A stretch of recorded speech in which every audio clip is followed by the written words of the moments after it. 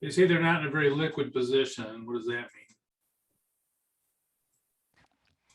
Strapped for cash. Yeah, that they need cash. So the whole point of this is that they're trying to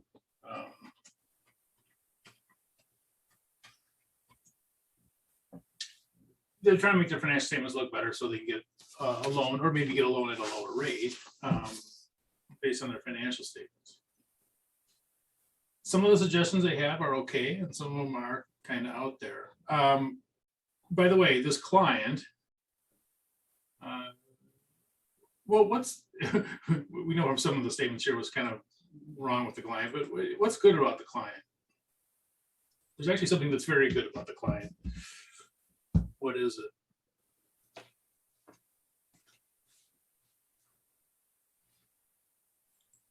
They're selling their products. Yeah, well, yeah, they're what is it? What are they making here? It says, doesn't it? The thing is, they're right up front. They're telling us everything. You know, it isn't. When you go through these, remember, these are not things that we found. We didn't do the audit and find these things that they were doing. They're telling it to us before they even have done it. You know, they haven't done any of these things yet, but they're just coming up. You know, they're just kind of brainstorming here, coming up with them. So there is something very good about the client in that, you know, they're not trying to be sneaky about this. Anything that they're just throwing it out there. So that's the good thing about it. The bad thing about it is some of them are a little bit out there. So as you're going through each of these, you can try to figure out whether they can do it or not. And you can tell by the tone of what the, you know, or I should say the tone, the content of what they're asking to do, that there's many of these people do not have any clue about accounting. And so this isn't going to be a research case. They just want to know, can we do this? And you don't have to say, well, according to standard, blah, blah, blah, and all that. Because standard, blah, blah, blah, obviously isn't going to mean anything to these people. So you're going to write a letter. It's going to be professional. You know, your suggestion for whatever. And by the way, you can't plagiarize your answer, but you can plagiarize like the suggestions in that. If you say, you know, the president's suggestion of this, you know, that's fine. But you're, as far as what you come up with for your conclusion in that, no, you can't plagiarize that. Now, so you're going to answer each one of these, each 10 of them. And the content is actually pretty lenient in the grading. Where's it at here? Oh, let's go down to the grading here.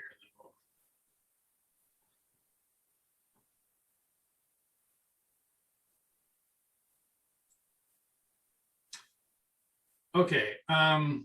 Okay. First of all, do not accuse the client of fraud. They haven't done anything yet. Some of the stuff they're thinking about doing isn't very good, but they haven't done anything yet. So, and you use a professional conduct. This is your client, and you know, if you plan on not keeping them as a client, that's another issue. But for right now, they're your client, and you don't accuse them of things that they, especially things they haven't done yet. But your tone is, you're trying to give them, you know, do this, don't do that. Yeah, this is okay. This is not okay. All right. You only need to get 6 out of the 10 suggestions to get all the points. So don't worry too much about, oh, I suggested number 7. I didn't know what to do with that one. It's not going to hurt you. I don't think anyone who's ever turned in this case has not got 6 out of 10. As long as they've, you know, had all 10. There's been people that have turned in with, you know, 3 of the suggestions, and there's no way you get 6 out of 10 if you only turn in 3. But I don't think anyone's ever turned in with all 10 suggestions has ever not gotten all the points for the content. And the content is 90%, and the grammar is 10%. Grammar does not have to be stellar. It has to be, you know, just do the spell check on it and the grammar check. You should be fine.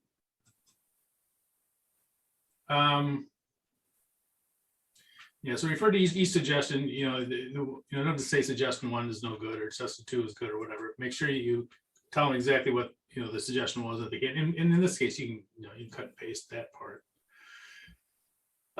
This is not an ethics case. So, they're actually asking about accounting principles, not should they do this or shouldn't they do it. And they want to know whether they can or not. Excuse me. And this down here says plagiarize sentences from any external source. This source you can plagiarize. If you want to, cut and paste this, suggestion and then put your answer underneath it, that's fine. But just make sure it's your own answer. And again, you only have to get 6 out of 10 of these right, so that shouldn't be too much of a problem. Okay, so we kind of go through these. First one is talking to people placing orders. Some of them won't only place until the first part of next year. So there's actually getting orders from the client. And the vice president in charge of production says we can ship every order we have. Now, why are they so, excuse me.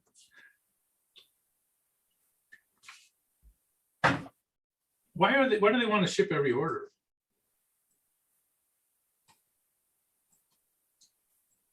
They have these orders. Why are they so gung-ho about shipping? Because sales will hit the same year in the financials. Exactly. They need to ship them to mark them as a sale. Okay. Also, we can overship some orders. The customer wouldn't make returns until January. I know you guys think that's great. Up until recently, that was not such an unusual thing. The famous case was Krispy Kreme that did this. They're going to show a loss one year. It showed all these profits, and they're going to show a loss, and so they overshipped a bunch of orders. And what happened with the old accounting rules, those returns would be marked in the following year. So they show up as sales, and anyway, there's accounting rules now that we all have to follow that are really complex because of this. But so overship some orders. And if we can ship them, we can just label them as sold. So you put a sold sticker on it and go put the order over in the corner.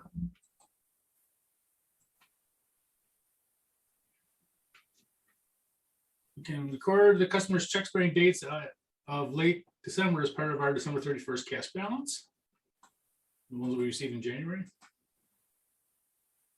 Number 6, you might think is a very suspicious case, but it's not actually. Well, first of all, smaller companies, a lot of times you will find odd things happening. It's not unusual to find car loans to grandma and all that kind of stuff on company books. But this is actually a fairly common, or was a fairly common thing to have happen, especially in publicly traded companies. And they would give their officers, directors, and those sorts of people, instead of giving them options, they would loan them money, and they could only take that money and buy company stock. Now, you might say, well, why did they do that? Why didn't they just give them stock options? The problem with stock options is if the company stock goes up, they get money. If the company stock drops, nothing happens. So by loaning them the money, it basically put them on the hook for, in this case, $50,000. So they took that money. Now notice that now they are on the hook for that money. It's not just like an option. If the stock goes up, they'll get money. But if the stock goes down, it's going to cost them money. If the stock drops down to 40,000, it's going to cost them money. So it really was a strong incentive for them to to perform well, because it wasn't just if you perform well, you get these options will cash in, but now it's better perform well, because if the stock price goes down, you're actually going to lose money, on these. So this was a fairly common one. Sarbanes-Oxley did away with this because it was causing people to do things they shouldn't do. But this was actually a fairly common one. So they can borrow the money. They borrow the money for $50,000, repay the company, and then borrow it back in January. So that's the treasurer. Again, that was a fairly, for publicly traded companies, this was a fairly common thing to have happen.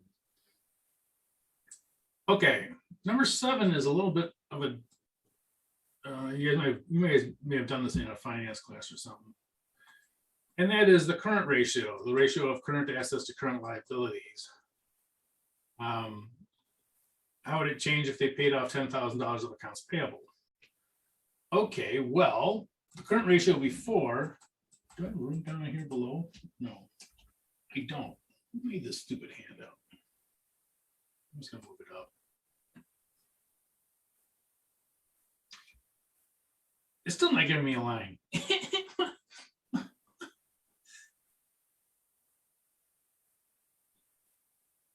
Something happened here.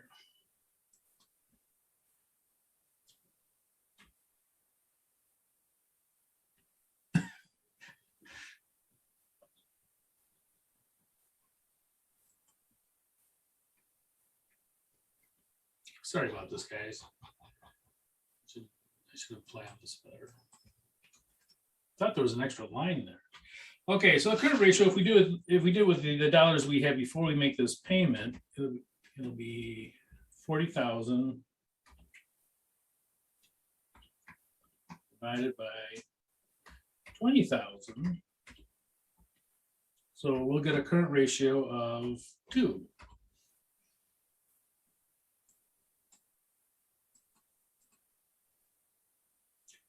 Now, hey, I can. Okay, if we pay off 10,000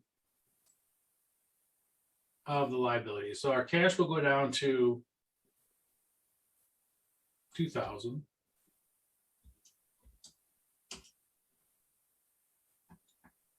And our liabilities will go down to 10,000. Current assets will now be 30,000. So after, copy this over.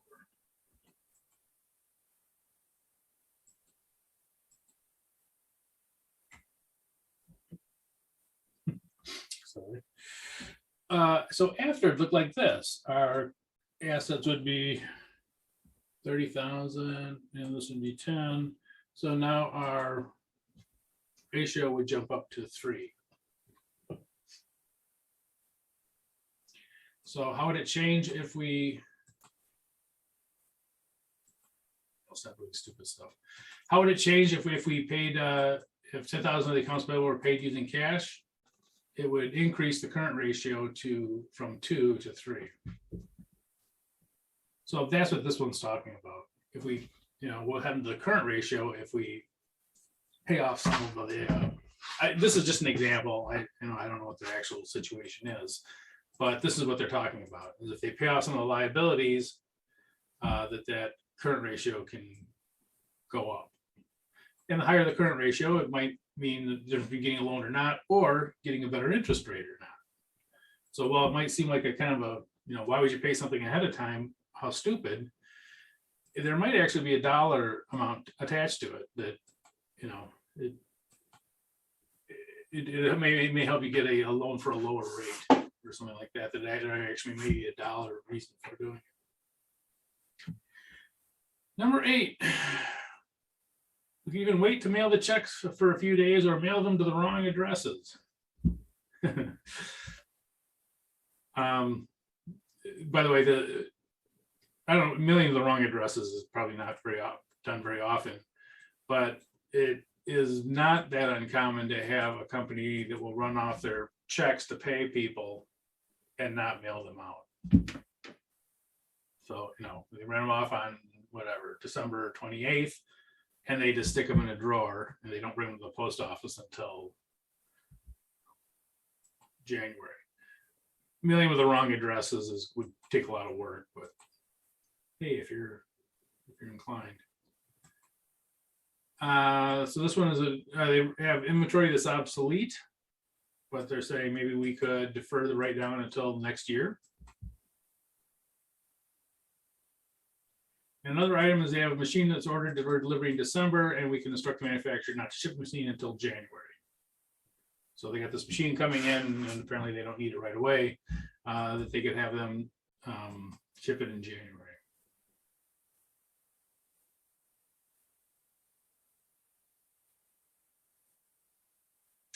Okay. There is one more thing here that is a little bit oh,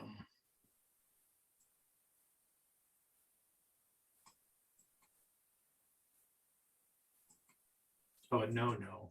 I'd like you not to bill us before January. You generally you cannot have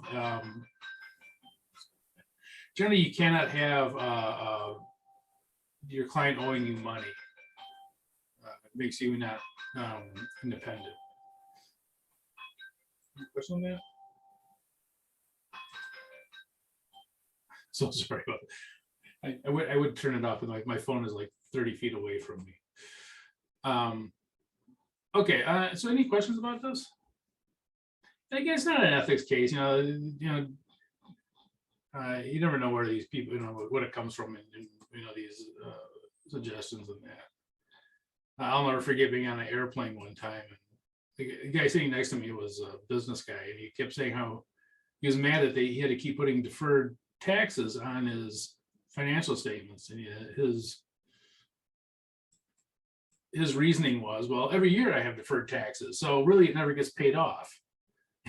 And well, it does get paid off, or you'd be in jail, but but you run into people that just a lot of times their mindset is really kind of different than what you normally think of for accounting, at least as an accountant's mindset.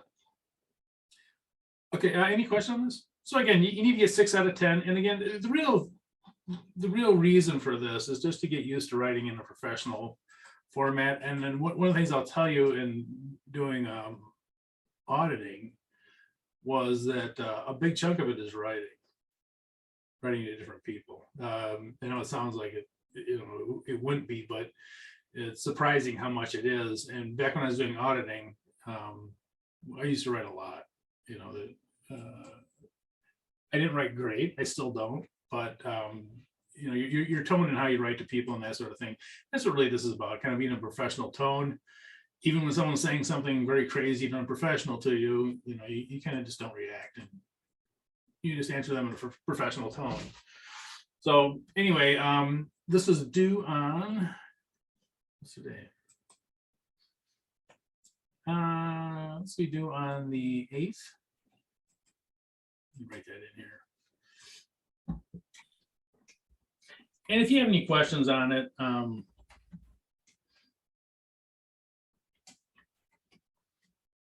you can ask me, or you can ask me next class too. That's fine too. Regarding the answer, like how long do you think the answer should be? Like a paragraph, less than that, or whatever it takes? There is no, however long it takes to answer that question for them. okay. I've never had a client say, well, you didn't write enough paragraphs. It's one of those things that we do in college that generally doesn't happen in the real world. But however long it takes. It could be in one sentence, it could be, whatever you need to explain it. Thank you. Any other questions?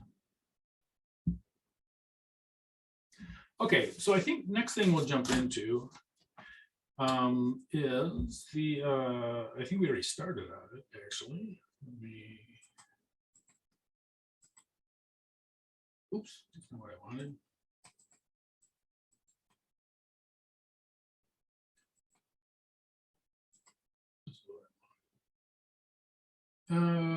Sampling overview. I think we did a little bit on this. I think we got down to the attribute sampling.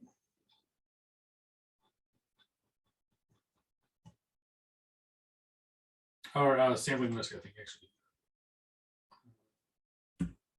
So page 4, problem 4. And this is, again, just kind of statistics stuff that you guys probably should have seen before. And basically the allowance for sampling risk, and just kind of getting used to, especially when you take the CPA exam, some of the questions about sampling risk. A lot of times they'll stick stuff like this in multiple choice questions. And for instance, down here, one of the whole points of this is for the same sample size. So if you have the same sample size, a lower sampling risk will have a higher allowance for sampling risk. So, if you want to be 99.7% sure, you got to allow for 15,000 plus or minus. Whereas if you want to be 95.4% sure, you only have to have 10,000 plus or minus around this. So, the more sure you want to be, given the same sample size, the more allowance you have to give up. And again, but if you're, if you can accept a 95% level, then it's only plus or minus 10 in this scenario here. So the larger, for the same sample size, a lower sampling risk will be a larger sample size will reduce the sampling risk.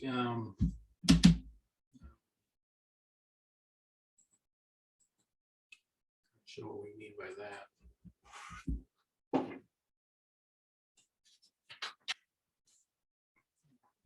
This before I get started. Okay. What they mean by that is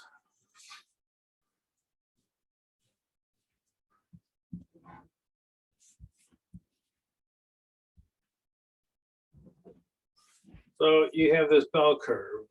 It looks like that. Now, let's say that this is a sample. This is a sample of 100 items. If you take a sample of 200 items, it's going to tighten up. It'll look like kind of like that.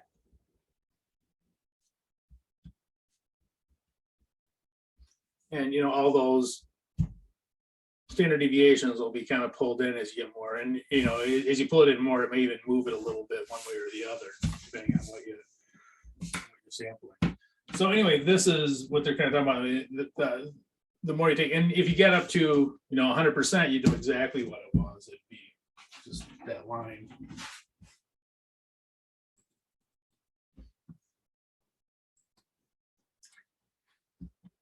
Okay, test of controls. So test of controls are, let's see if the control is working. Yes, no tests.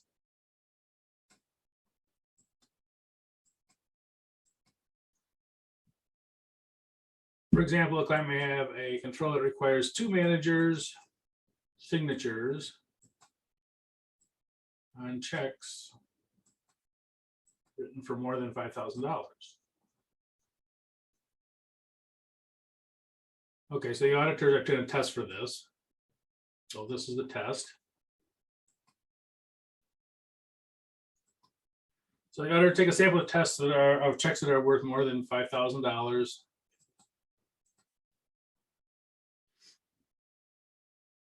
And see if they had 2 manager signatures. So it's either yes or no. Does it have 2 signatures or does it not have 2 signatures?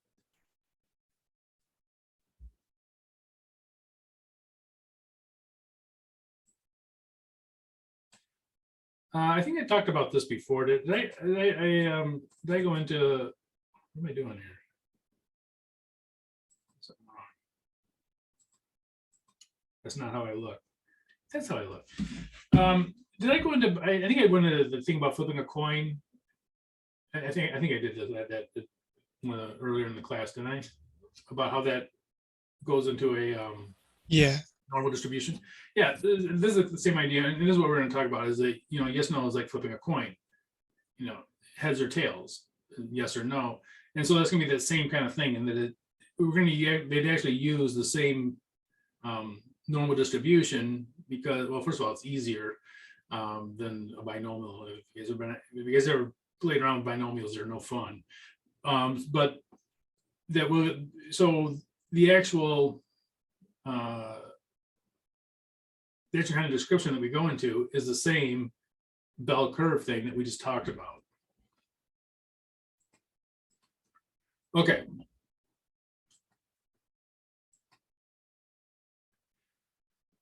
So auditor takes a sample of 200 checks. And they'll let an error rate of 7%.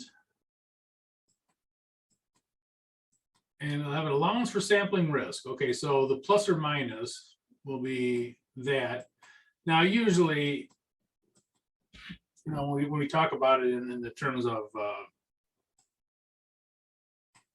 we talk about it in terms of whether we're going to accept it or not, we're not, you know, whatever rate we come up with, we're not really worried too much about it. It could be lower. We're really about that, gee, it could be higher. You know, the error rate could be higher than what we have.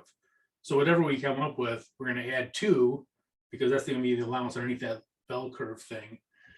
And, you know, see if we will accept it or not. Okay, checks with 2 signatures. 194, checks with only 1 signature. What's the error rate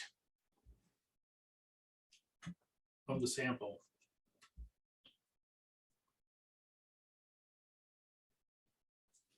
So we picked 200 items and 6 of them were only 1 signature. 3%. Yep. The area for the sample would be 3%, and that is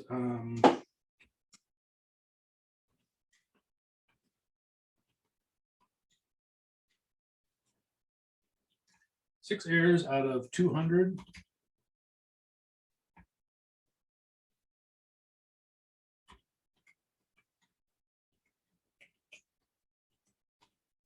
In the sample. So 6 divided by 200 comes out to 3.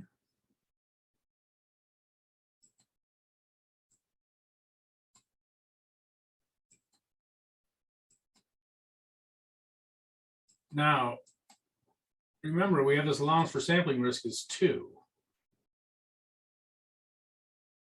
So this actually could be 2%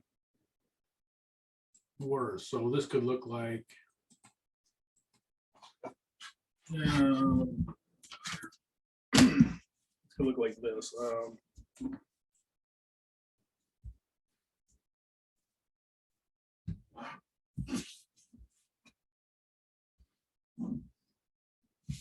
So, you know, we're going to allow for 2%. So we're at 3%. Here's 100%. Why am I running so poorly? But anyway, so we're saying that this could be off by another 2% from what we came up with for our sample. So we got 3%. It could be off by another 2%, additional 2%, just because it's a sample. This is our best estimate.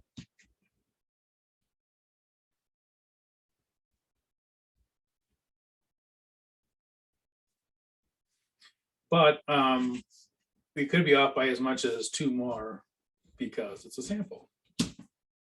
And they don't tell us what, you know, if this is at 95% level or 90 or whatever, but they just tell us what the allowance is. So would we, from the test, would the auditors rely on the assessed control risk for the client?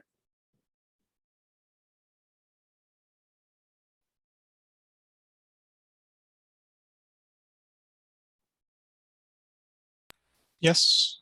Yes. Yeah, because it's below the 7. So it would be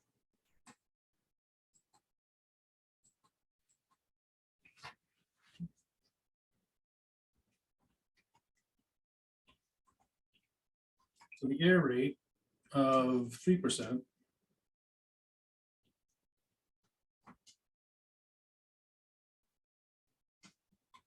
plus the allowance for sampling risk of 2 .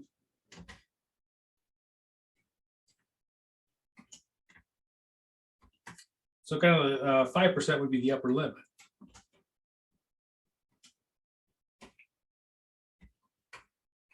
And that is less than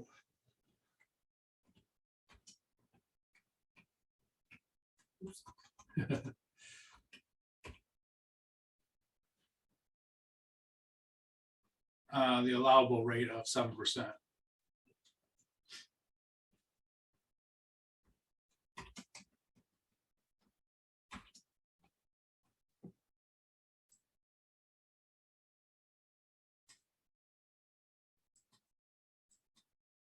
Yeah, so, plus rate. Now, if the allowance was 6%, this would be 9%, it would be no. But in this case, the 5% is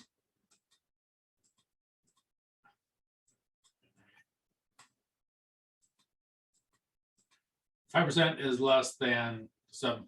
So yeah, it's okay. Question on that? But it again, we do it. If you're wondering why we're doing the, wonder why for all this time I still don't know how to use a camera. If why it's on that bell curve thing for binomial, well, it's because we use the normal distribution to estimate it, and the normal distribution is actually very easy to use, and that's why it's people are happy that we have this central limit theorem, that we can use the normal distribution for a lot of things, because it's a lot easier to use than certainly than a binomial distribution. Okay, now this is center. This over here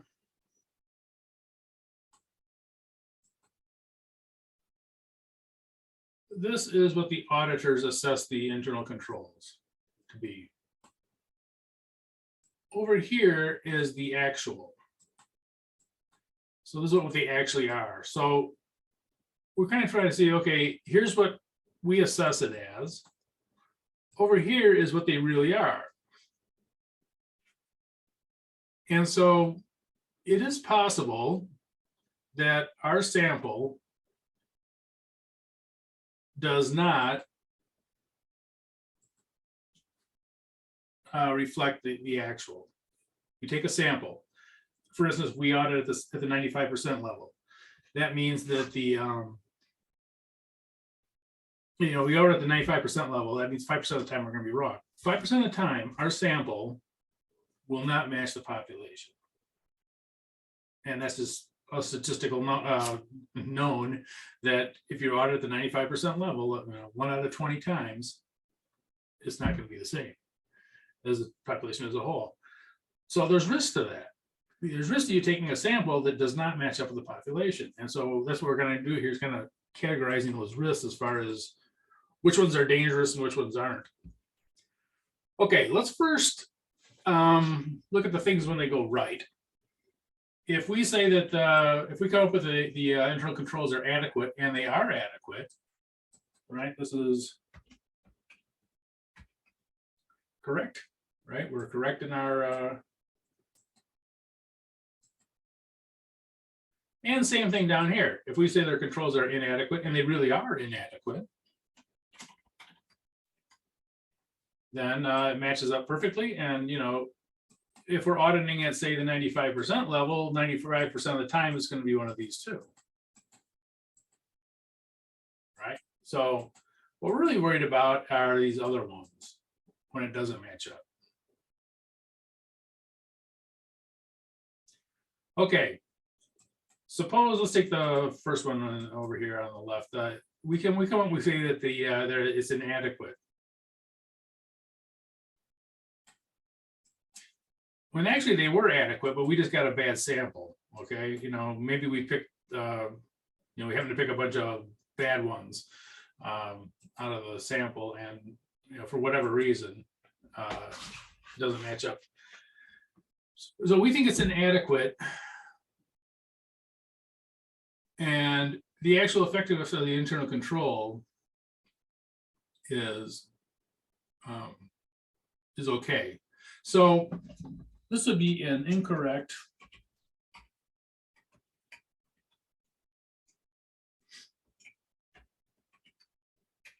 rejection. It's an incorrect rejection. Oh, can I have a good understanding? Incorrect rejection.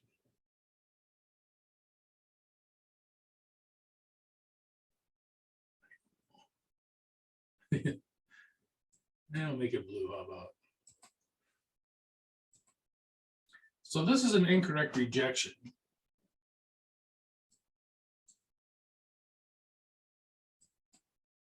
Now, if we come over to this part, we say it's adequate, is actually inadequate. So we think that everything's okay when it's not okay. This is an incorrect acceptance.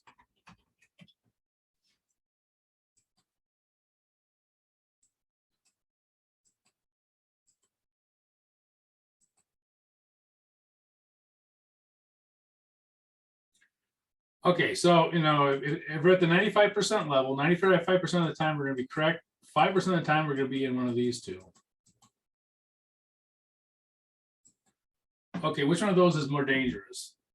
The incorrect rejection or the incorrect acceptance as an auditor?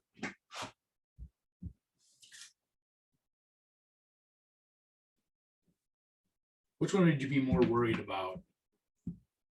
The incorrect rejection or the incorrect acceptance? Incorrect acceptance. Yep. This is the dangerous one. This leads to an ineffective audit.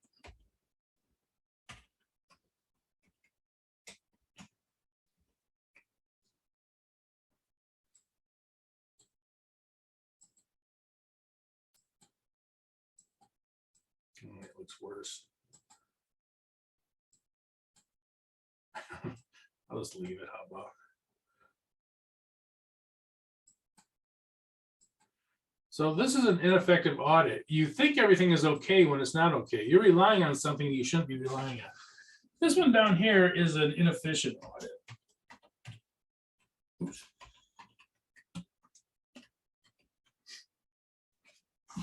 Because you're gonna do more testing than you really need to do. You think the controls are bad when they're not. You're gonna do a lot more testing on the dollar amounts. It's gonna be an inefficient audit because you're gonna do more work than you really have to do if your sample was matched up with what the true amount was. So this one is ineffective.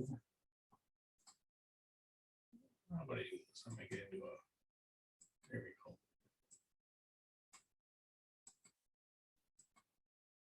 So this is an ineffective audit. The audit itself is not effective. Whereas this down here is inefficient. We're going to spend a little more money than we needed to spend a little more time on it than we needed to, but we're going to come around to the right answer when we start doing the testing of dollar amounts.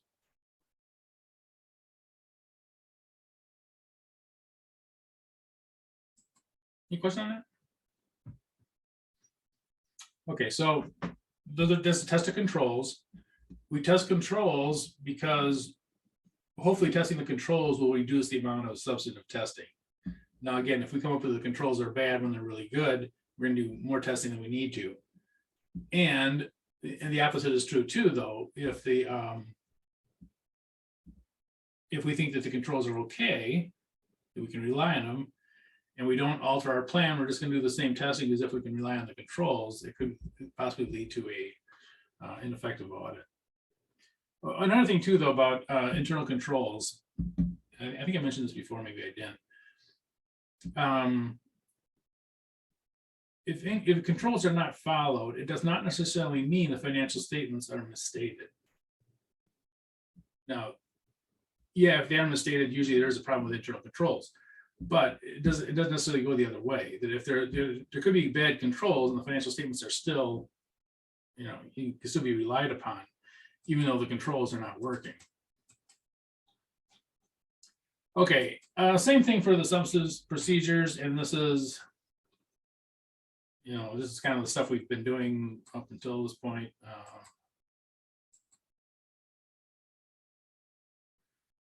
The classical sample, that was fine, the whole thing, I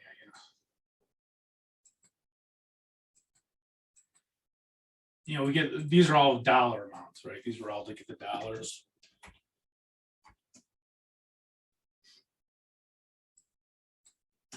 Yeah, and that's what substantive testing is. You need a dollar amounts.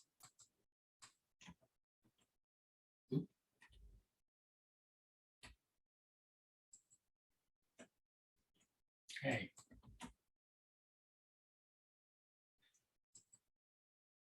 And it'll be the same thing down here.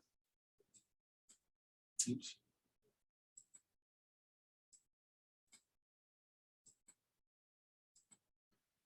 You know, if their financial statements are not materially misstated, we say they're not materially misstated, that's correct.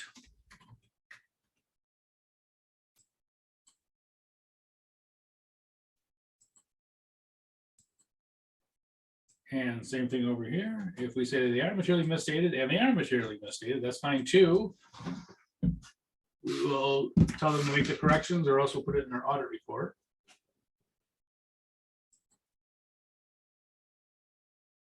And same thing here, the incorrect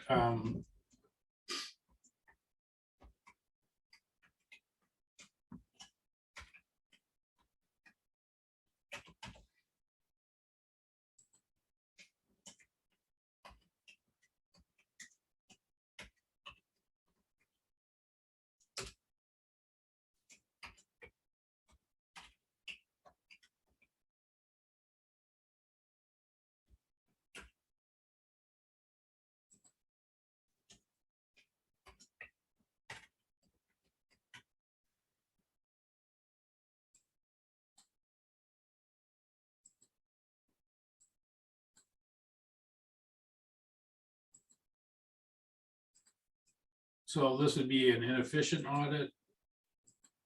And this would be an ineffective audit, but it's the same. It's the same idea. It's when your sample doesn't match up with what the you know the actual amount is.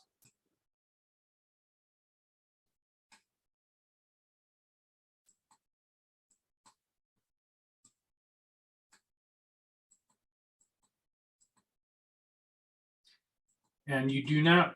This is the worst one. This is the one that everyone fears, that you think everything is okay. You think it's not materially misstated. You got your numbers to back it up, but they actually are off.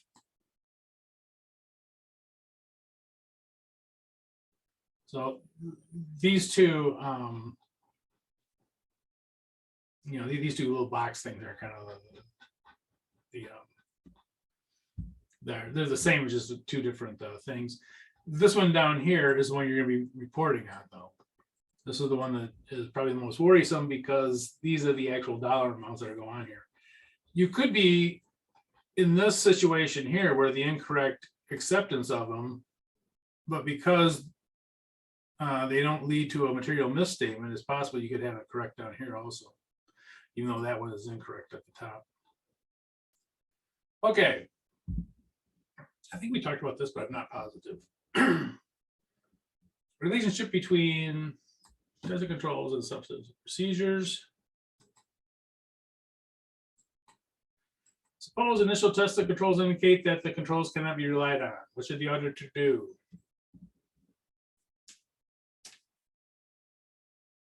So you can't rely on the control. You start doing the testing of controls and they're a mess. You can't rely on them. Are you going to do more test of controls or more substantive testing?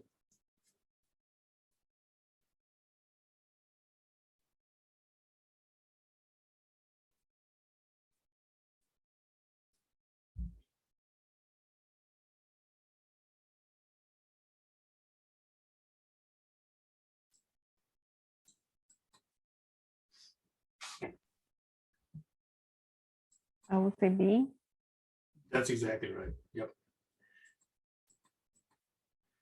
Yeah, if you can't rely on the controls, there's no reason to keep testing them, right? You're not going to be able to rely on them. So if you can't rely on the controls, let's say you get into the controls and they're just a mess. You can't, you do anything with it. It doesn't make more sense to test them some more. You're not going to be able to rely on them anyways. So if they cannot be relied upon,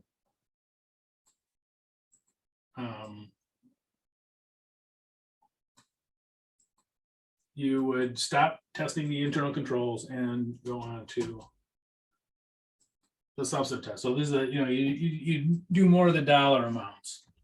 These are the dollar amounts. So the dollar amounts, if you were going to, test at the 90% level, maybe bump it up to the 95% level. So, okay, well, look, we got to, just do more testing on the substantive. substantive, because we can't rely on these controls. The relationship between tested controls and substantive process procedures is inverse. Ooh. Where am I? Hold on.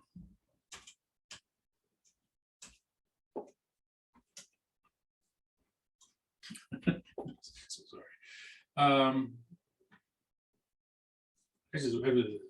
There is inverse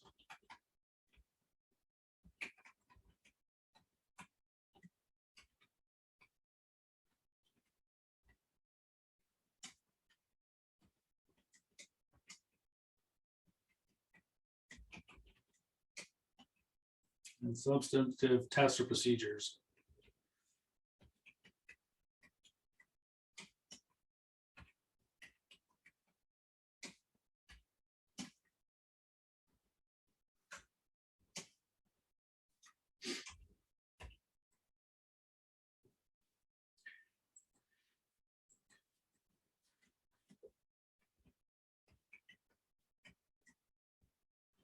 So it's inverse. And generally the auditor doesn't choose that. It's when you start doing the testing, it'll decide basically whether you want to do one or the other.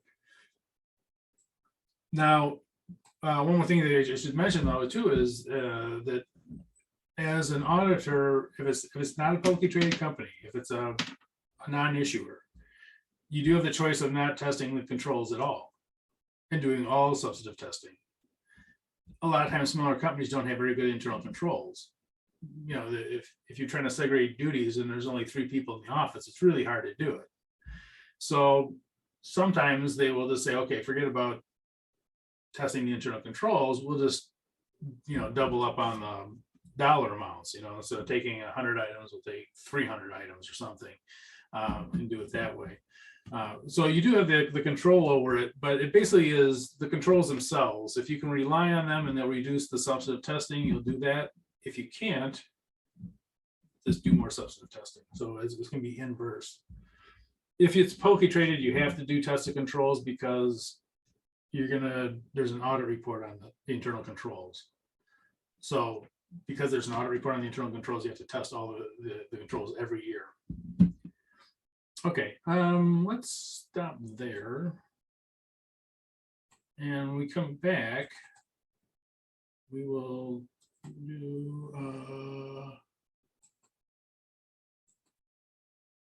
start on the Chapter 7 handout. It's on internal controls, surprisingly. So let's say be back at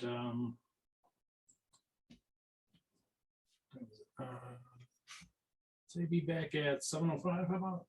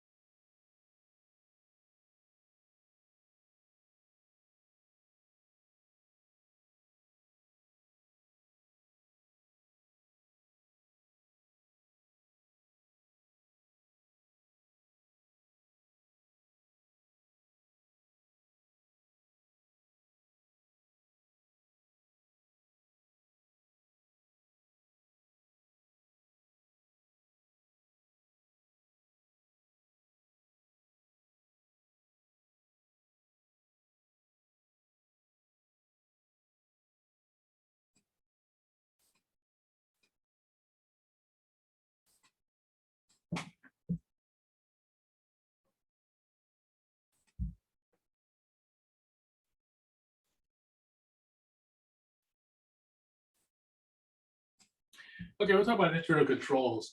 Internal controls are they're a lot of times misunderstood, and not for any bad reason. It doesn't occur to a lot of people what's going on.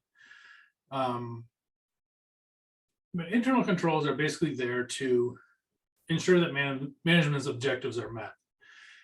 Now, those objectives could be any number of things. It could be for financial reporting, it could be for efficiency, it could be for whatever.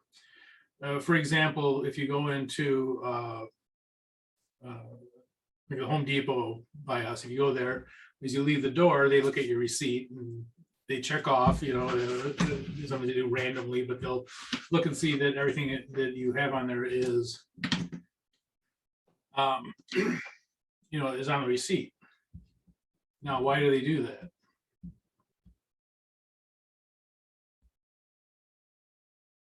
Why do you think they do that?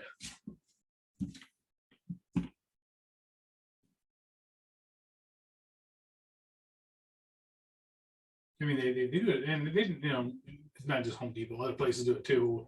Walmart by us does it. Other places do it too. Sam's Club, they all do it. Why?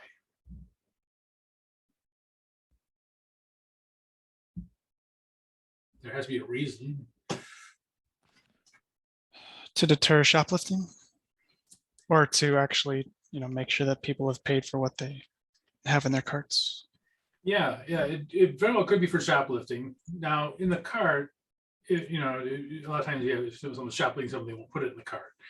But a big thing is that the people are actually, the cashiers are actually ringing it up, you know, so that I'm a cashier there. My brother comes through the line and I charge him for 2 things, and I give him, you know, when he has 5 or whatever. Employee theft is generally about 6 times more than shoplifting. People have the opportunity.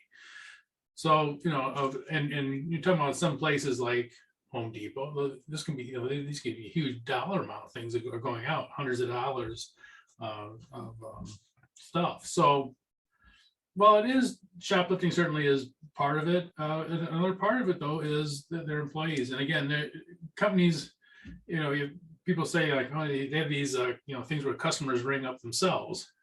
You know, oh, well, you know, that's kind of crazy, you know, let the customers do it. Again, it's much more likely that an employee will steal something than a customer. Companies actually trust their customers more than they trust their employees, just because statistically that's the way it is. So, you know, but it's a control, and while it is a control over shoplifting, certainly, but it's also control over their employees to make sure their employees are ringing up everything that they're supposed to be ringing up. But there's other ones too that aren't quite so obvious. A lot of controls.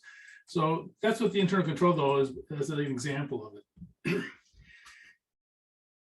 Internal controls, the definition of it is their policies and procedures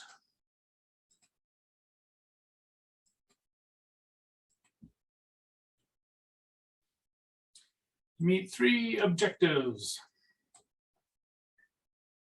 operations, the one we just talked about, reporting, oops,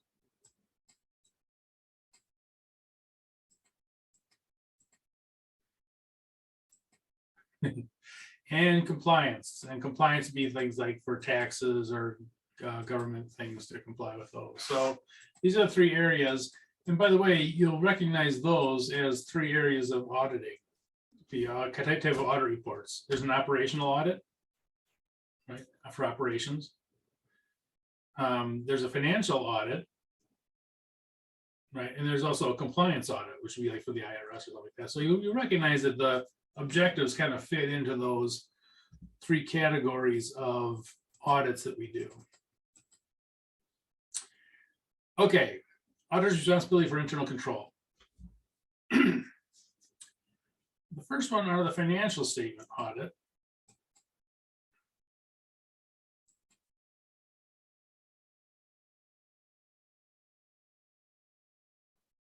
And this is for issuers and non-issuers. they must test the controls if they are relying on them. So if they're relying on the internal controls, so this is a big if they are relying on them.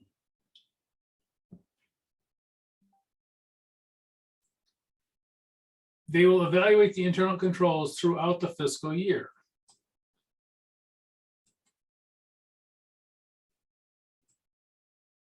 And that goes to where the problems might lie. So if they find something, an internal control that existed during the year, maybe it doesn't exist at the end of the year.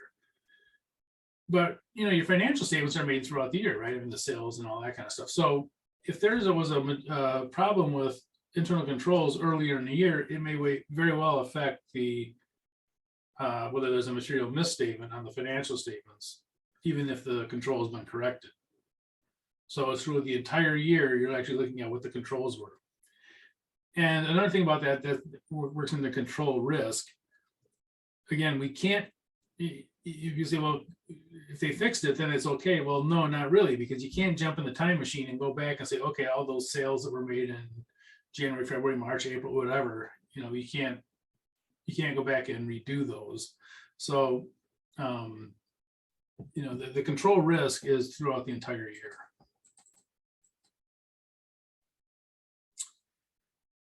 Internal control audits. These are generally, they can be done for non-issuers, but they virtually are always done for issuers. They're required for issuers to have an internal control audit every year. And they must test each relevant control every year. There is no, we're not going to rely on them or that kind of thing, because they're actually reporting on the internal controls.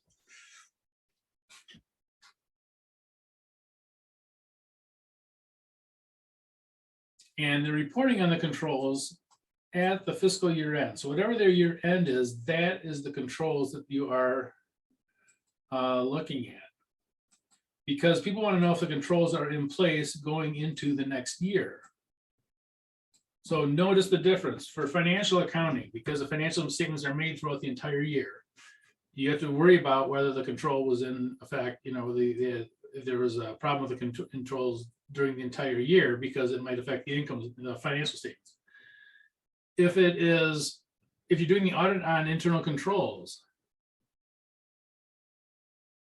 they are at the end of the year. You're making a say, okay, the controls are okay at the end of the year or not okay at the end of the year. Okay, so notice that there's two different time frames there. One is throughout the year for financials, because the financial statements might be misstated. Test of controls, though, they're saying you have to give a stamp of approval on whether those controls are okay at the end of the year, if they can be relied on at the end of the year. Whatever happened in the past isn't. Okay. So a couple of questions here. Material internal control weakness was discovered by the client on August 5th. And the control weakness was eliminated on August 8th.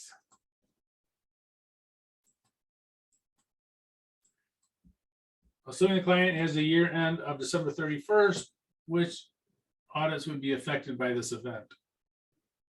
A, B, C, or D?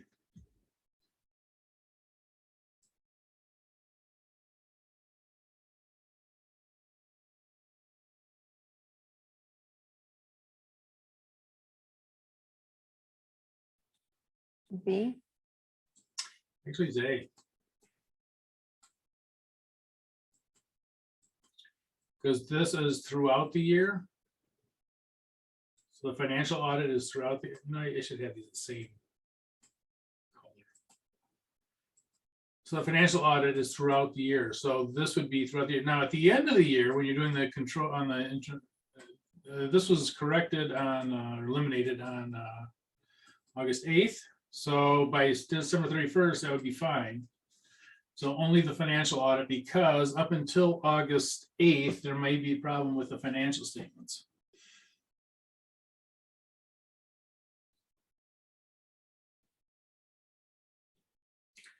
Test of controls are required for the year-end audits of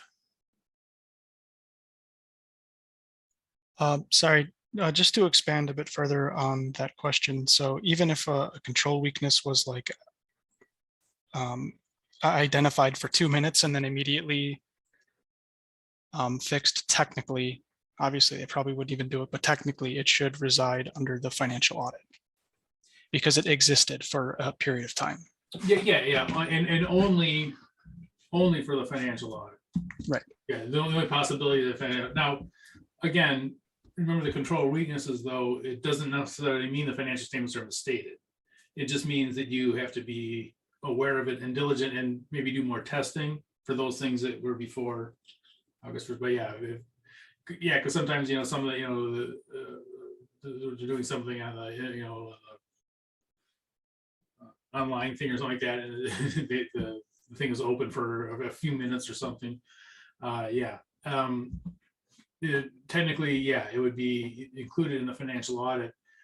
Again, it doesn't necessarily mean that the financial statements are misstated, though, and that's what the financial audit is about. So,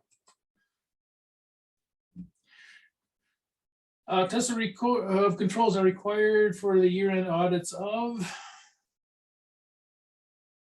B. Yep. Right.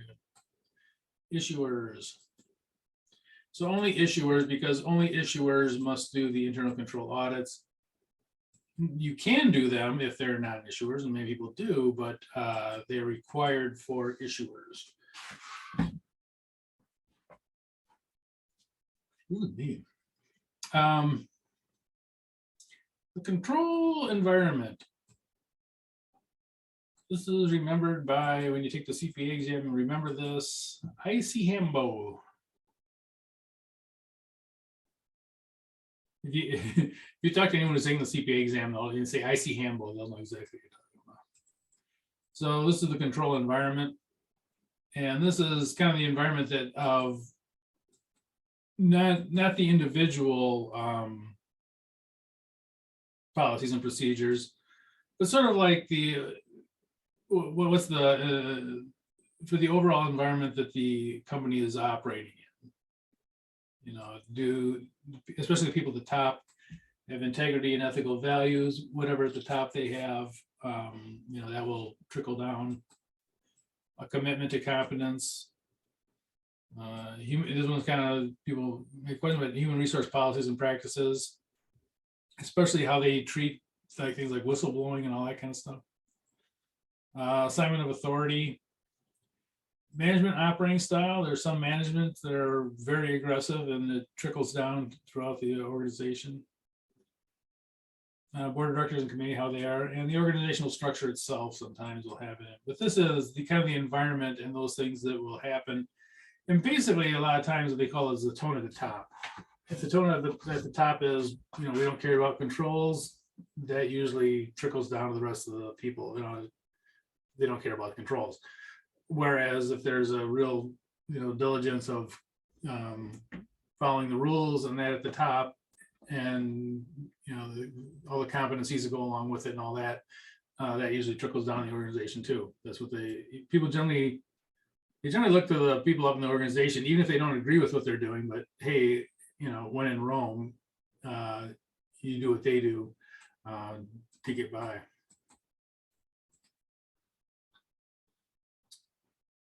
Okay, control activities. This used to be called PIPs, but now we got a new one here. We got authorization of transactions. So I guess it's PAPIs now is the way to remember it. Okay, physical controls. I'll give you an example.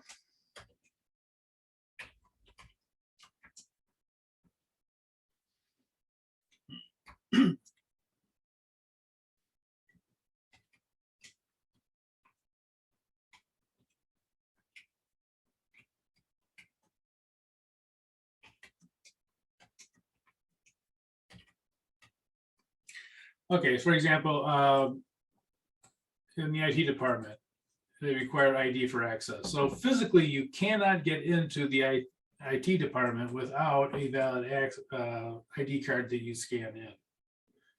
So this is a physical control. You can't physically get there.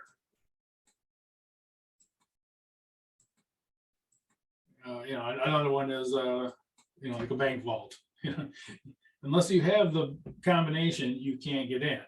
That's a physical control. Same idea. So unless you're an IT person, you have no business being in the IT department, and so they don't want to give in unless you have an ID. Okay, authorizations for transactions, and this is kind of the new one, and that is that there's a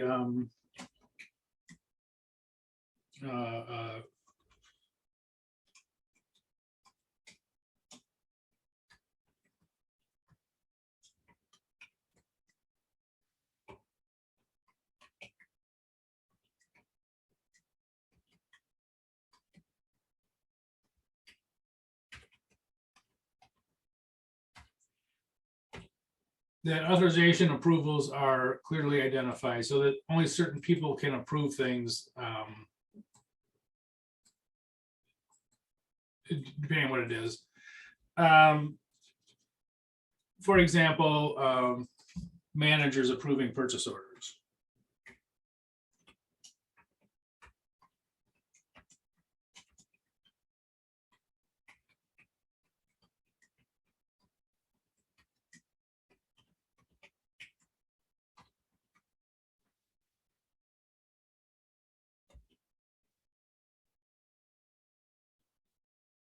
So a purchase order is not valid unless there's a management approval on it.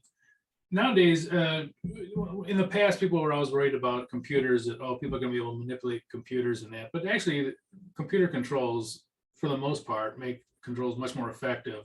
And that, for instance, like a purchase order, there's usually somebody who has to sign in and approve a purchase order before it goes out.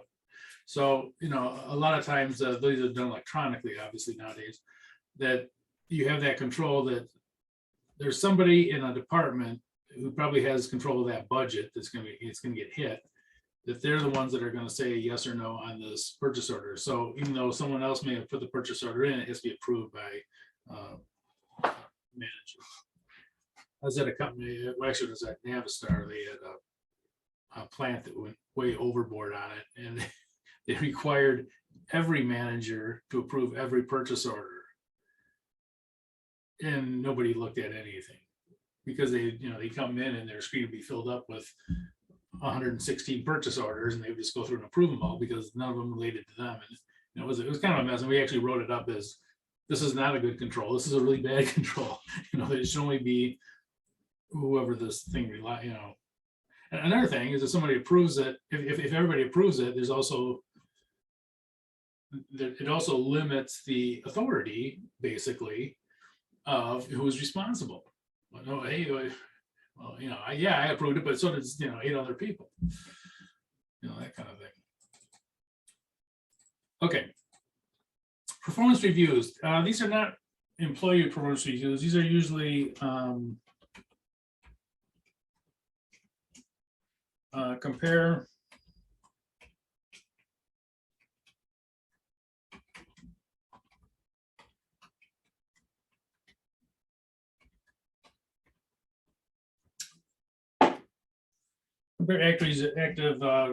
actual results with budget. That's usually what they're kind of looking at there for the most part. And it could be the actual results. It could be for capital spending. It could be for performance. It could be, for instance, sales. We thought sales would go up by 3%. Did they go by 3% or 4% or whatever they did? Comparing them to the actual, that's actually a control. And especially for things like the capital budget, because if they have a big purchase, they should be able to look at a capital budget. Small things they can go through the purchasing department. But a lot of times these really big projects, they have to be approved, sometimes years in advance.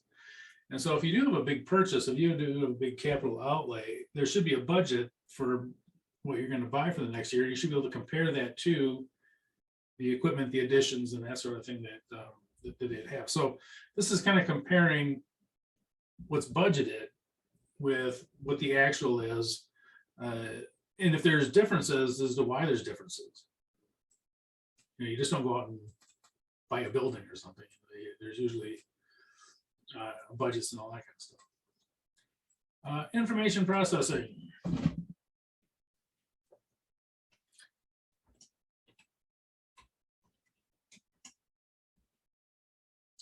This usually comes in two different forms. There's usually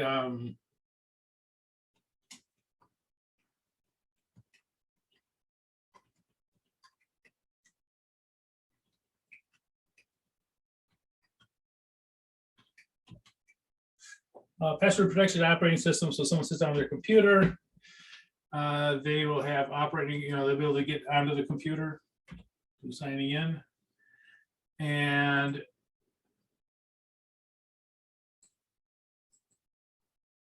there's usually a second group of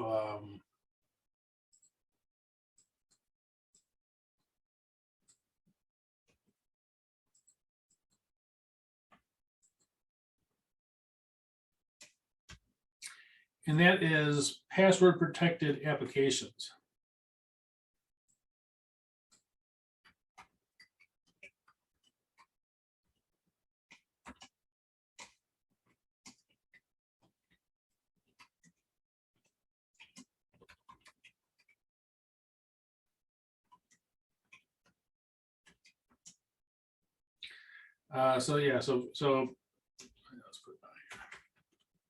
So for instance, if you're an accountant, there's no reason for you to have access to payroll. Right. So you'll be able to log on the computer and you'll be able to get into the accounting department. They're the programs, the applications for accounting, but you won't be able to get into payroll. And same thing with someone who's doing payroll. They should be able to log into the computer, get through into the operating system, and then they should also be able to get into the application for payroll, but they should not be able to get into the accounting system. So there's usually there's controls, and in those controls themselves for the applications especially, there's a lot of times there's controls over that. So that if I put in negative 300 gloves, they'll kick it out and say, no, you can't put in negative inventory. You put in 0 inventory, but you can't put in negative inventory. So there's also controls on that. There may be limits on what, so that if I try to put something in for a $6 stapler, I put it in for $6 million, it might kick it out and say, wait, this can't be right. Those sorts of things they built into the system. And by the way, I told you this a few minutes ago. A lot of times people were very nervous when computers started really to take over. They said, look, we're not going to be able to trust anything because it's just all, data, and someone can go in there and change the data. What they actually found is quite different, that the controls are much more firm. It won't let you do things that are against the controls.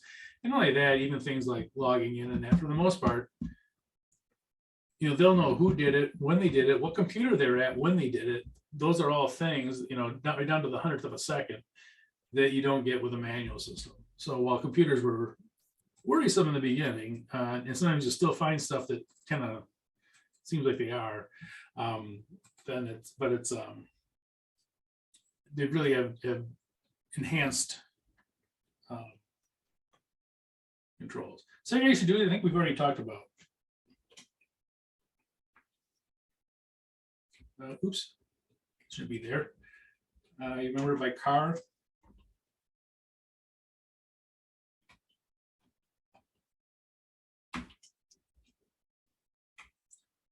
You gotta say it's 30-day custody of assets.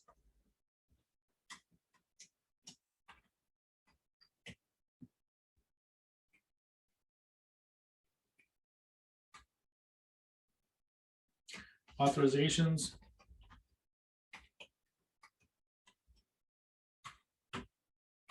And record keeping.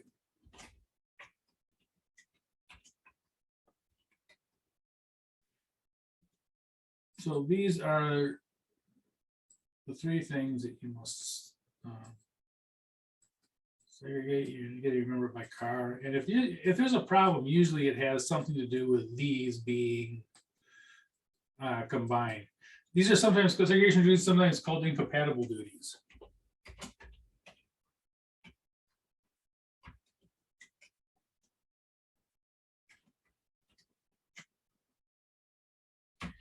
that they're incompatible. So for instance, custody of assets, this might be the Treasury Department, which is spelled with an R apparently. Treasury Department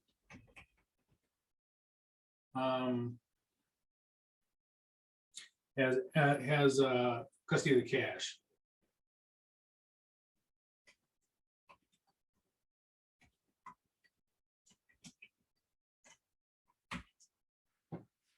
So Treasury Department has custody of cash. Record keeping, this would be the accounting department.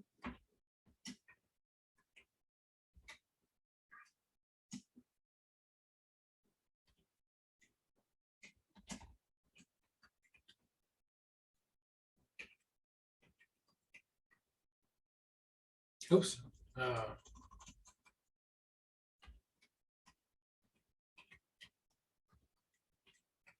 Each records of cash. They'll also do the bank reconciliation.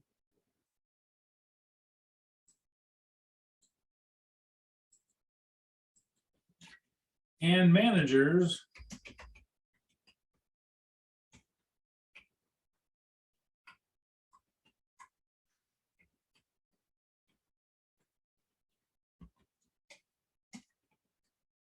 authorize the use of cash, either through purchase orders or by other means. But so if a manager, so Treasury Department has the custody of the cash, they write the checks.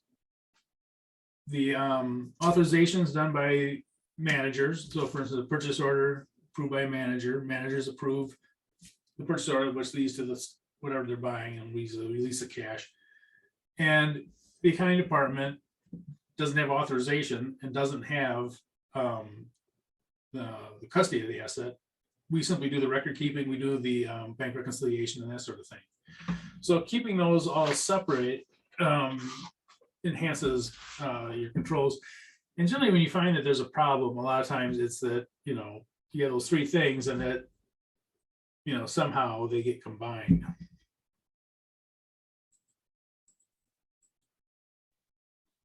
Okay. Auditor's understanding of internal controls. And these, a lot of times, seem a little bit weak, but they are actually very good at figuring stuff out, how they control. So these are the procedures.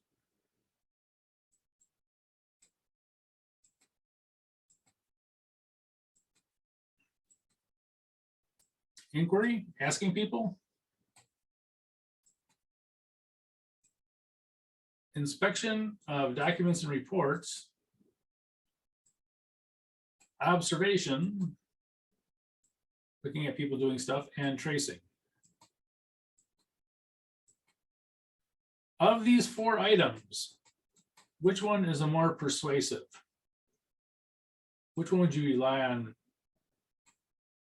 Would you put more emphasis on as to being closer to the truth? Observation. Yeah, observation. This is because this is the auditor's own work.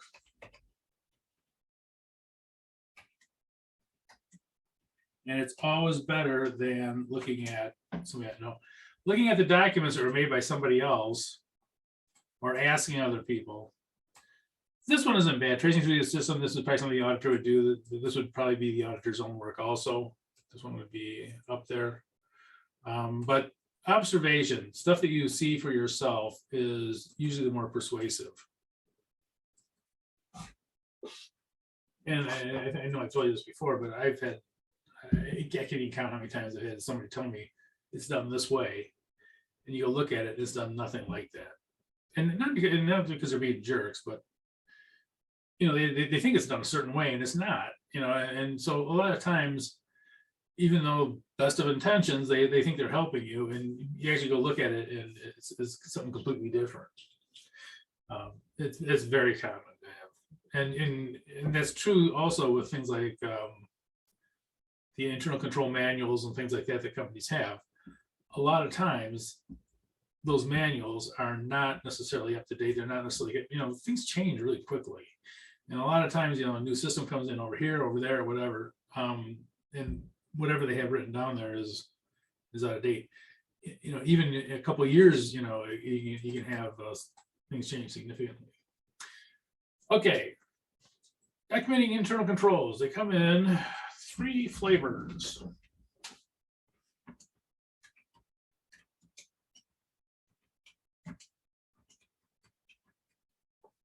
So questionnaire.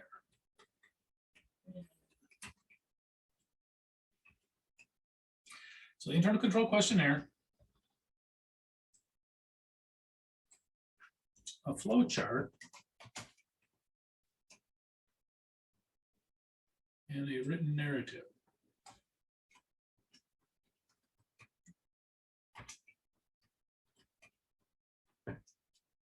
So you are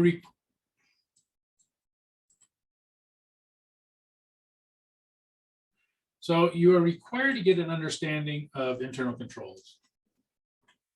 Oops.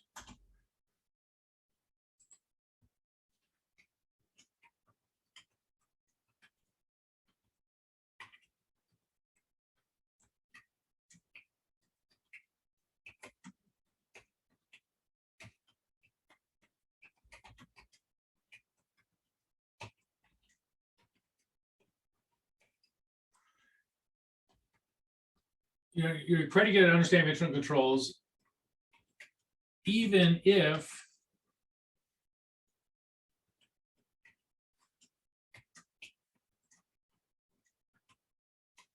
oops.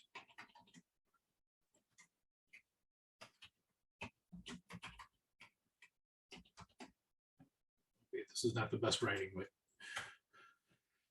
so auditors are required to get an understanding of internal controls.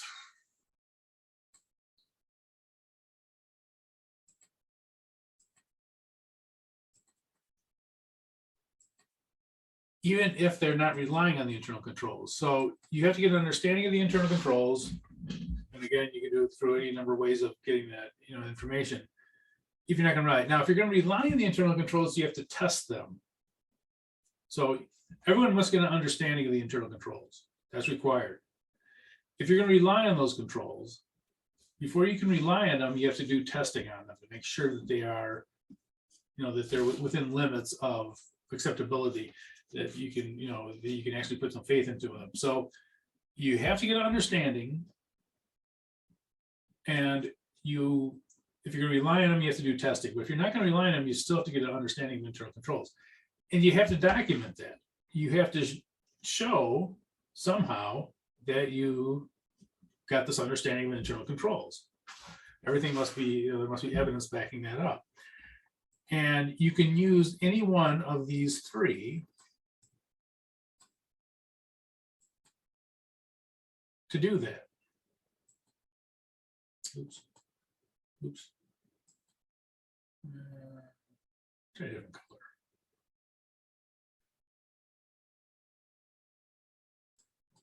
Purple. So you can use any one of these 3 to do it. You do not have to use any one of them. You don't have to use all of them, but you have to use one of these, So this is sort of like, pick one.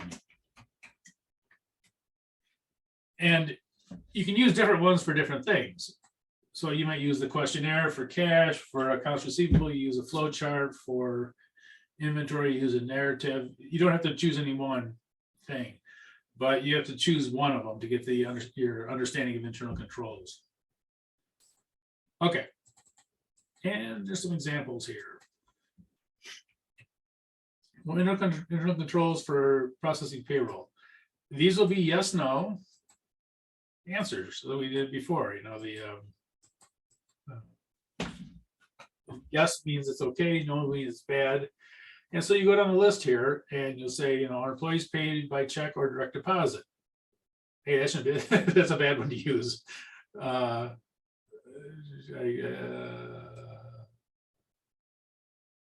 guess that would be, I don't know what they're getting with that one. Let's say, let's change this. Are employees paid by check? Yes or no? Is a special payroll bank account used? Yes or no? Are payroll assigned by persons who do not prepare checks or keep cash funds, blah, blah, blah. So you can go through this list. Now, this is an internal control questionnaire. These are very common in public accounting. And part of the reason why they're very common is that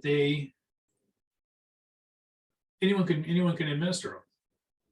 You can be your first day on auditing, you know, that your first day that you've ever been on any audit, they can hand you this internal control questionnaire and say, okay, you know, the assistant controller is waiting for you, and you know, at 9 o'clock you go in there and give them this, you know, and go through each one of these and have them say yes or no.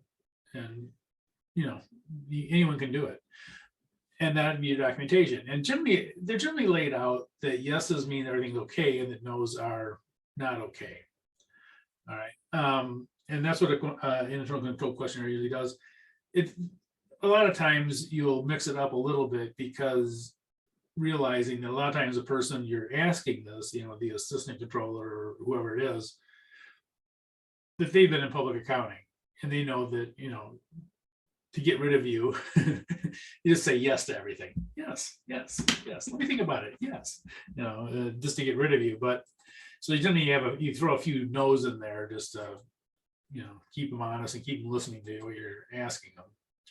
But anyway, you know, this is kind of an extensive one, but you know, the idea is that you go through these and you'll get an idea of where the problems are by yes, no. Okay. So this is a yes, no, you know, questionnaire.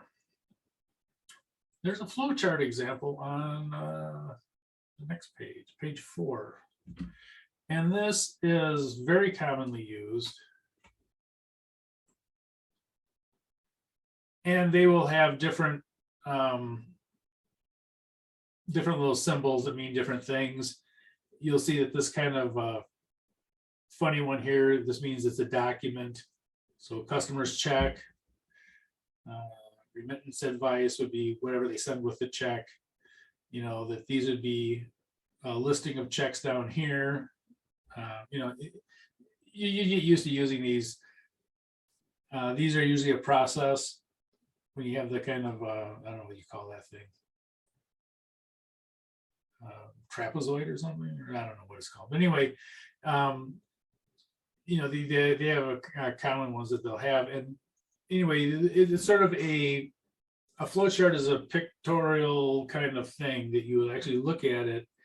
And if you're used to using them, a lot of times you can identify problems right away or what the controls are right away. If you're not used to looking at them, they don't look like anything. And that's one of the problems with internal control flowcharts, which by the way, most auditors use.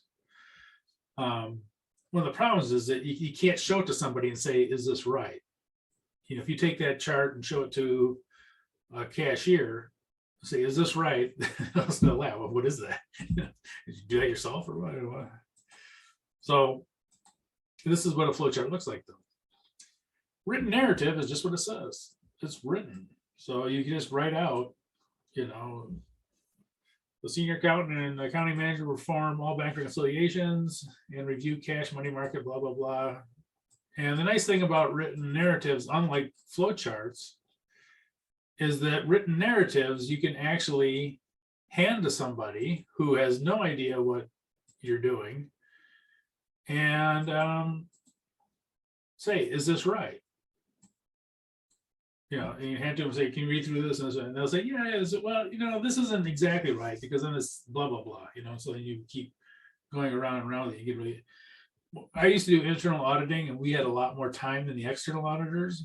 And so my, what I kind of fell into was that I would do with the narrative and keep going around until I get that narrative pretty much perfect. So I could show it to anybody and they would say, yeah, that's how it works. I look at my own observations and make any changes to it. And once I got that is a really accurate document, then I would make a flow chart because I knew my senior would want to see the flow chart. So I would make a flow chart off my narrative. Now, that's a lot of time.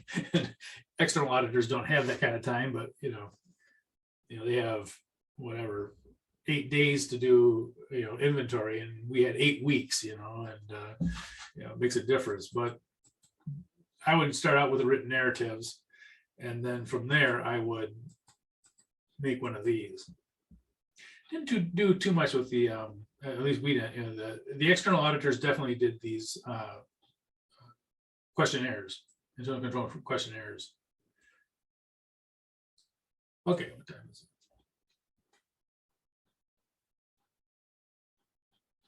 We'll go through this stuff now. I think this will be our last page we cover here. Okay. Risk assessment at the assertion level. I didn't put them in here again just because we've done it before. I don't think I put them in, did I? Nope. Okay. Now the assertion level. The assertions were those things: completeness, valuation, and allocation, and presentation and disclosure, existence, occurrence. Those assertions, the relevant assertions. That's what they're talking about here. So basically, you're looking at usually the individual account, the dollar amounts in those individual accounts. What are the risks to each individual account? So what are the risks to cash? What are the risks to inventory? What are the risks to, whatever it is you're looking at? So at the assertion level, what are the potential misstatements in cash? What could happen bad in cash? Identify factors that affect the risk in cash. Do we have a new treasurer, or it could be if someone is new, a lot of times they may not know exactly what goes on in that business. Not that they're not competent, they just haven't been around enough to know what it is. So, a lot of times you look at those factors, if there's, depending on the experience of the people, who's doing it, what the changes have been made, and all that kind of stuff, what's happening with specifically to that account. And you're going to decide tested controls and substantive tests to test to see what, for instance, in cash, you're going to see what the controls are in cash and test them, and then what substantive procedures you'll look at. And you may look at, take a number of, say, cash sales and look to see how those are accounted for, trace it through the system and all that kind of stuff.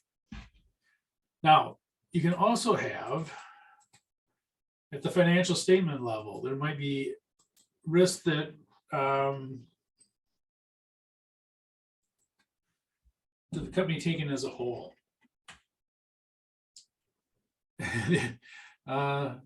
These are all things that you might take into account, again, not just for one account, but for the whole thing. So management incompetence, if the board of directors isn't, they really don't look over too much stuff. When I was going through school, I worked at a bank, and they had a board of directors, and it was almost it was kind of a joke. I mean, they would meet every, I don't know how long, like every quarter, I guess, or something like that. And it was very strange. It was just the people that were there did not seem like they really cared too much. And it was just, I was in actually working maintenance in the bank, and so they would have us, come up, there's something that needed hooked up or something like that. And I mean, it was downright bizarre. But that reflects on, you go, okay, well, if they're not really watching over, things, that can be a problem. Oops. If there's a problem with their accounting, declining economic conditions. I had a friend that was doing an audit of a place that was the whole COVID thing was very, it hit them very hard. It was a kind of a real estate company that was, at least initially, trying to get loans and all that kind of stuff. And the COVID thing hit, and they had a bunch of cancellation of contracts and all this other stuff. And that it was a problem with the audit, because it was like, look, while everything you have here is fine, there's also this problem of your future. Okay, bankruptcy, obviously. Here's the one domineering executive. This is one of those weird things that almost always comes out of fraud. And that is if you have a domineering executive, somebody who controls everything and everyone, it can be a real problem. And it's almost always when you find fraud, especially larger frauds at the, things like Enron, things like WorldCom and all that kind of stuff. It usually boils down to one person. Now, they can't do it alone, but what they end up with is a bunch of people they can dominate, and they do it. And that's how a lot of times it happens. So when you run into that, you'd be aware of, gee, there's one person that is really in control of everything in the entire company. That can be a problem. I think we're going to stop there. Let's see here. Yeah, let's stop there. Oops.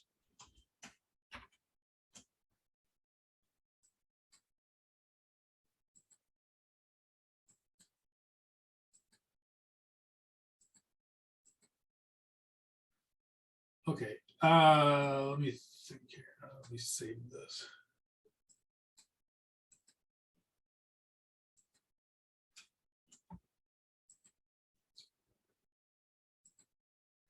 Okay, I want to say something about the test, the Chapter 6 test, and that is that I'm going to make a,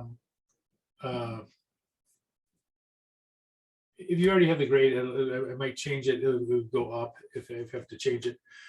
I haven't graded all of them, so it may not have been graded yet. But there was one on there about the changing that the quantitative materiality and qualitative. And the one I realized that it was a mistake in the way that I presented it.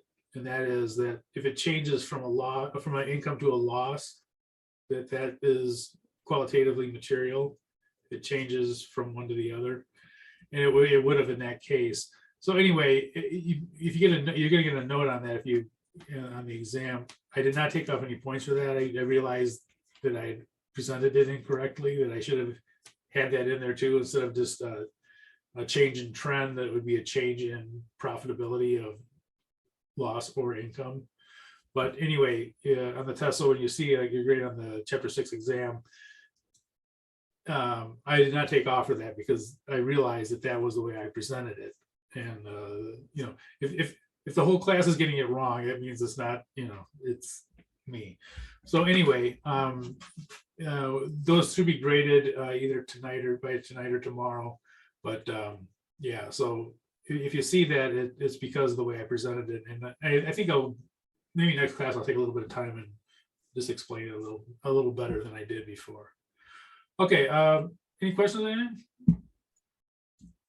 Yeah, I had a question about the professional letter. Yeah. So based on the instructions, we're not supposed to, essentially assume that there's fraud going on and all that type of stuff. Right. But I was reviewing the list during the break. Yeah. And number 4 kind of stuck out to me. And I guess I'm asking for some guidance on a way to respond to this. But number 4 is the controller suggested label the merchandise as sold and bill the customers with December 31st invoices. I feel like that's, sorry. No. Well, I know exactly. Let me see if I can pull it up here. It says that if we can't actually ship them, we should just say that it's sold and bill the customers. And I feel like that's not a suggestion a controller should be making. No, yeah, the control, yeah. This would definitely.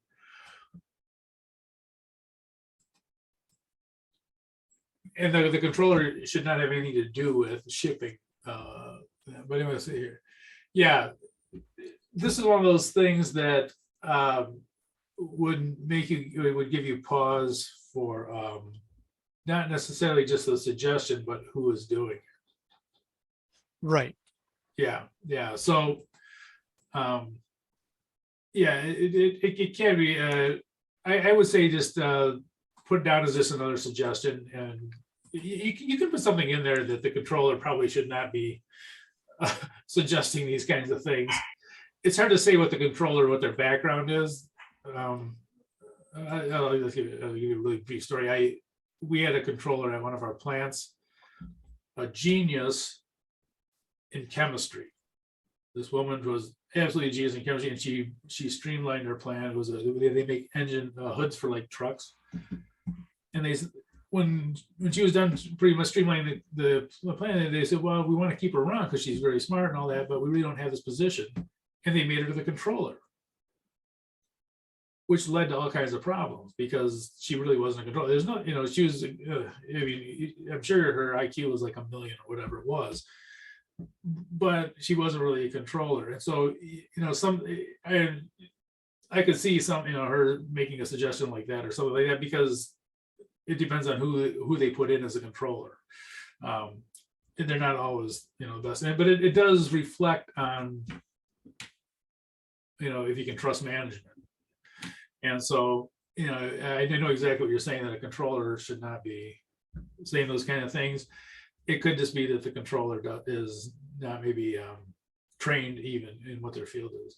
And I mean, when we did this audit and I had to go in because the inventory got really messed up, her whole thing was the flow of inventory. And the controls over getting the inventory in, she didn't care about, because that had nothing to do with what she was doing. It was like when the inventory, the materials come in, that she didn't, she's like, well, it all goes through. And here's the problem that we had. The inventory would vary by like literally tons of materials between what was billed and what was actually brought into the place. They'd have these trucks come in, they'd weigh them, drop off materials, and go out. And what was billed and what was recorded were way off. I mean, it's like tons. But at the end of the year, they were almost, if you added them all together, they're almost exactly right on. They're off by like 0.02% or some crazy small amount. And we kind of figured out that she had set up the system to weigh it, not when the trucks dropped it off, but when it went into the system. So if they put 5,000 pounds in the system and someone dropped off 15,000, pounds of stuff, it got recorded as 5,000. And the next time, next day when 8,000 pounds came in and we used 22,000 was what was dropped off. So it was but it really was just because they had the wrong person in the, or they didn't explain the job. Maybe there's no doubt in my mind that she could have picked it up, but it wasn't explained. And so, we had this big problem with it, but that was why, so it's tough to say, like I say, without any more information. Yeah, on face value, that would be a very strange thing for a controller to say, both of those. About the checks and that too, but I'll put it in what you want to say on it. I mean, just remember though, they haven't done it yet, so you may, and in your note to them, whether you keep them as a client or not, your note to them, I probably wouldn't say anything about it, because it has to do with whether you want to keep them as a client or not. Saying this guy doesn't know what he's doing, or this woman, whatever it is, doesn't know what they're doing, it's probably not going to get you very far anyway. So obviously just keep it professional, whatever you put in there. Okay, sounds good. Thank you so much. Question? Okay. And again, next week, you guys can always ask questions on it too. No question? Nope. Thank you so much. Okay. Nope. Good night. Good night. Thank you. Thanks. Have a good evening. Night. Good night.